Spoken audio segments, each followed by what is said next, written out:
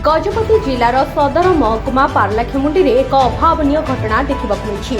सहरर महेन्द्र तनया नदी निकट में एम.क रेस्टोरेंट सम्मुखें मुख्य रास्त जड़े व्यक्ति तेलुगु भाषा एक विद्यालय नाम और सेठारे कार्यरत प्रधान शिक्षकों को गाली गुलज करुले।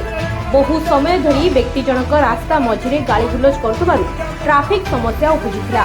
किछि समय गाली गुलज करबा परे से तांको मोटरसाइकल रे रखिबा एक पेट्रोल बोतल बाहर करी रास्ता मझी को आसीथिले।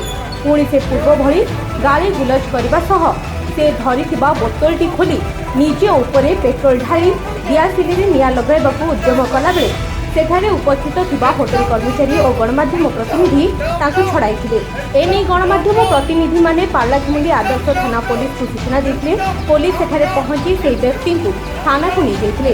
एठारे भाबिबार कथा एहा जे सेठारे अनेक लोक उपस्थित थिले मध्य उक्त लोक जनक निज उपरे पेट्रोल ढाली निया लगाइबाकू उद्यम करथुवा बेले किछि लोक गाड़ी भितरे मोबाइल फोन रे फोटो उठाउथिले मध्य उद्धार करबाकू आसिनथिले।